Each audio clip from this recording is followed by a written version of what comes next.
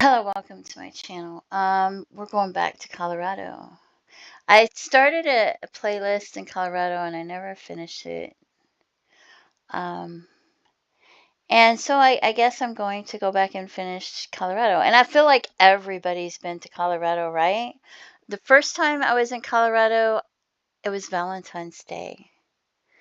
Um, it was the airport, it was a layover. And I got to the airport. A complete stranger was there waiting for me, took me to their house and fed me, brought me back to the airport, and then I got on a plane and finished my trip. Um, the next time I was in Colorado, my daughter was in college in a different state nearby, and I took her to these, I think they call them outlet malls, because I was living in the city that my daughter was going to college in, because I got there before she did. When I found out she was going there, I went to an auction in Whittier, California, and I bought this big white creeper van. That's what my daughter called it. No heater. And I'm going to Wyoming, right, with no heater. So I threw a mattress. There was a mattress on the side of the road. I threw it in the van. And then I took off because, I'm a little overprotective, I guess, because she had lived in a small town where I knew people. So if she called me and she's like, I don't have anything to eat, help me out, I could call the grocery store and say, hey, I've got this card. It's got the numbers on it. My daughter's coming in. She's going to buy groceries. Please just punch in the numbers for my card and pay for it that way. And they would let me. So anytime she needed food, I could do that. If she needed a ride or needed something, I could call a friend. One time she said she didn't have a TV, so I called a friend and they took her a TV, that kind of thing. And so I got a job in a motel because I could work in a motel. I could live at the motel and I could clean the rooms and I could run the front desk. And that way I had a job and a place to live at the same time. But it sounds like such a great idea. But then, after working there for, I don't know, like a year or so, I was losing my job. And then I didn't have any place to go. Where are you going to go? So then I didn't know where I was going to go, but somebody told me if I could drive to where they were, I could stay with them, which was a long drive, but I didn't have any place to go. And I couldn't find another job like that. Actually, there was one place I probably could have gone, but I was afraid I would freeze to death there too, because it was way up. I believe it was in Montana near Canada or something. But so then you know, I left and drove and went really far, and it wasn't the best situation. I got there the next day. I turned around and was gonna leave. Then I realized I don't have any place to go. So I've been there ever since, and it's not.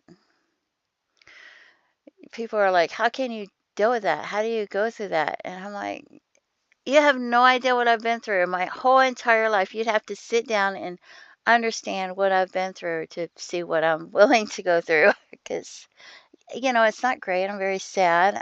And that's how I'm able to do these videos because I feel like I'm already sad.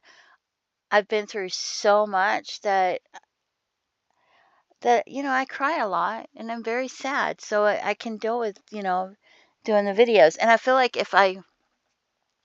there's a lot of times I've just been, I didn't want to get out of bed for like the longest time. I was just waiting to die, which is probably a terrible thing. I might want to redo this video, but I felt like if I've got to live for one more day, what do I want to do? And I don't know how I ended up doing these videos, but sometimes I like to like go volunteer or go find ways to help people. And that's what I want to spend. If I could spend all of my time volunteering and helping people, it would be the perfect life, right? And I have my life right now is far from perfect. But if you wanted to know about what I was going through and what my life was and what I've been through, you would have to sit down and ask me. You can't just show up and not say hello and not talk to me and expect me to just turn around and start talking to you first because I don't have it in me. I'm kind of, I've been through a lot. I'm kind of scared of people, and like I said, my life right now, it's so far from perfect, right? So far from perfect. It's not even close. So, and I like, there's these people, and they have, like my oldest son was murdered, and it's pretty sad. But imagine if I didn't know. Imagine if I didn't know what happened to my son. Imagine if he had just become a missing person and I never knew what happened to him. How tragic would that be, right? And there are people who don't come forward. They have information and they don't tell anybody the information. I don't know if they're afraid to or why they don't tell them, but I can imagine all the things that I've gone through that I was too afraid to. Okay, here's something I went through, and I probably shouldn't tell you this, but it's not even anywhere near the worst thing I went through. One time okay, like I said, I may not leave this video up, but I didn't have people to turn to. I never had anybody to help me. I went through things. There was nobody there to help me. I got myself in a mess. It was either you're stuck in the mess or you have to figure out how to get yourself out of it. Okay, so I was fighting to hold on to my job, fighting every day to keep a sitter. I literally had somebody that kept pulling the rug out from underneath my feet, making me homeless and telling me I was just too damn independent, right?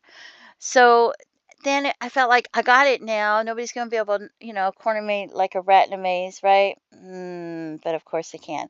So, so yeah, I ended up, somebody had me dragged up in a motel for like 3 months where I thought I was going to die. And I thought it was just the one person dragging me up in the hotel because, I thought they did it because they wanted to have sex with me or something. I don't know. But then 3 months later, I get out of the hotel and because I feel good enough that I can leave the hotel and walk. So I go right to the hospital, to the emergency room. And I wait to see the doctor, and I'm like, "You gotta help me. You gotta drug test me. You gotta." I think that I was afraid they were gonna kill me, and the doctor's like, "No, I'm not gonna do that." And I'm like, "What do you mean you're not gonna do that?" And he paused and he said, "Well, they called him." And I'm like, "How are they gonna call you? They don't have a vehicle. How are they even gonna know I'm here?" But no, that wasn't the person that called him. Somebody else had called him. He said they called him to let them know that I was there, that I had my children in the waiting room. I had no one to watch my children.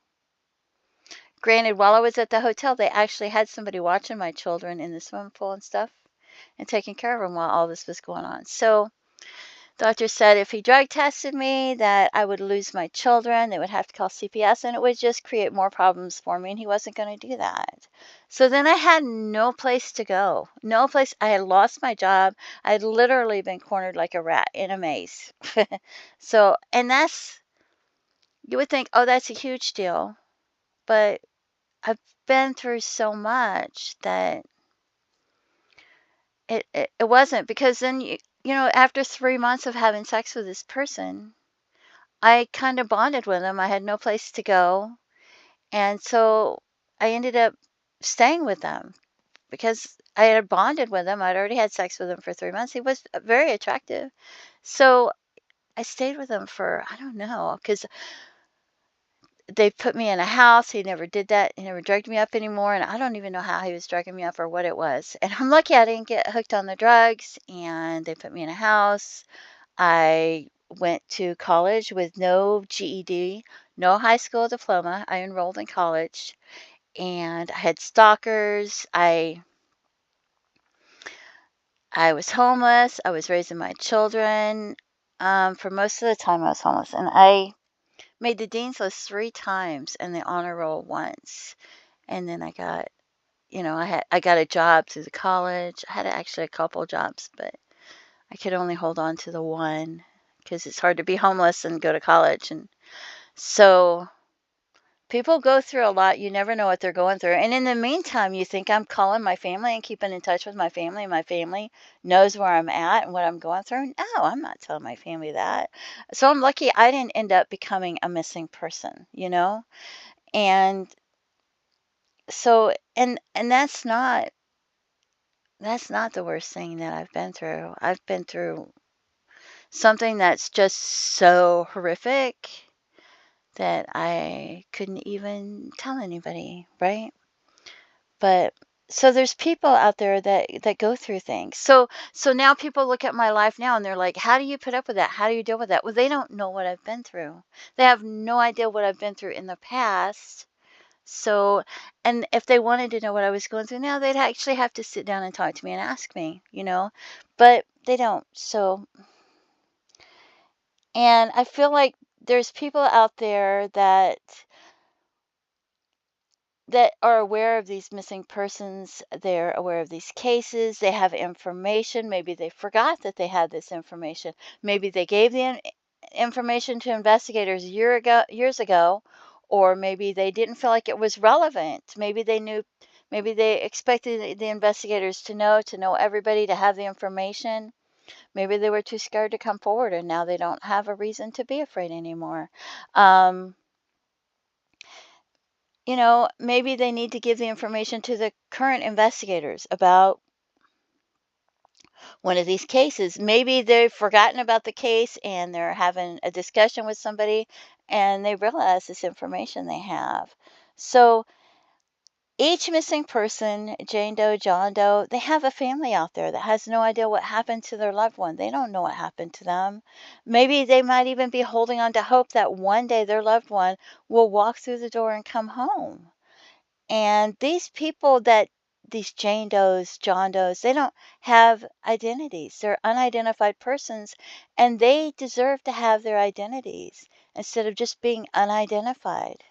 Even if their loved one only gets their skeletal remains, and all they can do is have them cremated and have some of their ashes in a necklace or an urn, or scatter their ashes and have some sort of closure, it's they should be able to have that.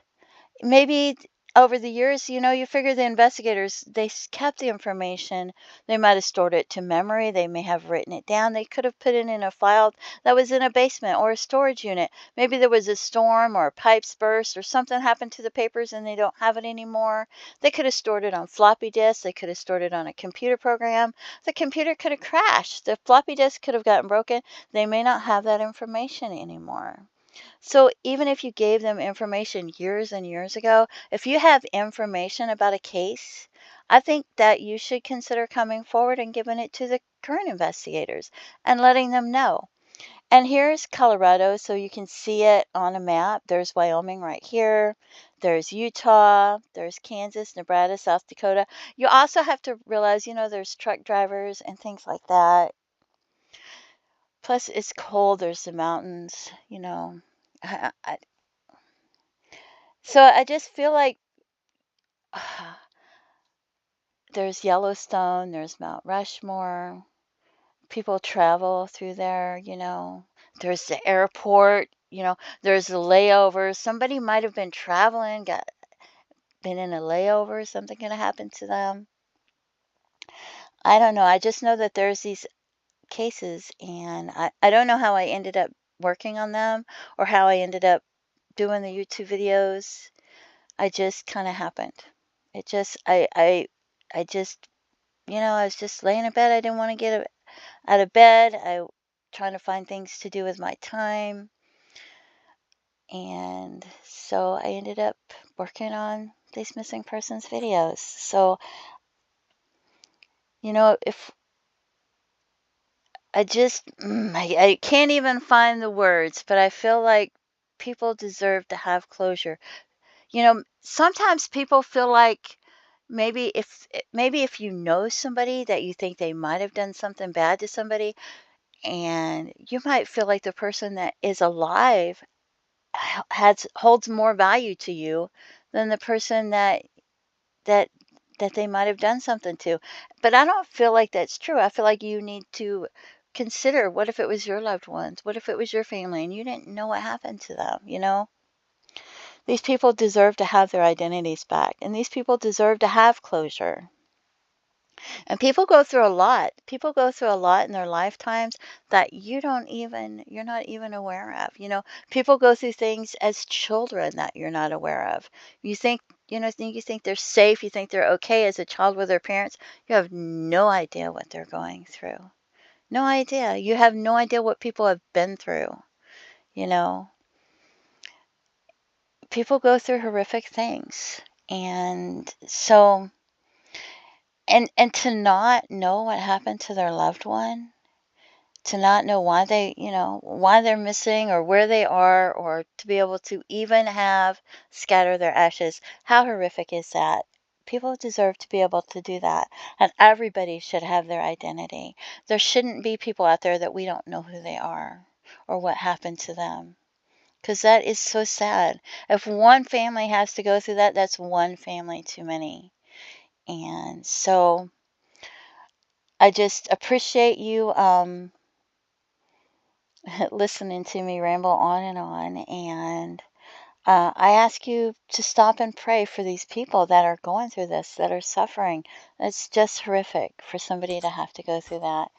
And I ask that you feel free to leave comments and that you have a blessed day. And thank you so much. Bye bye.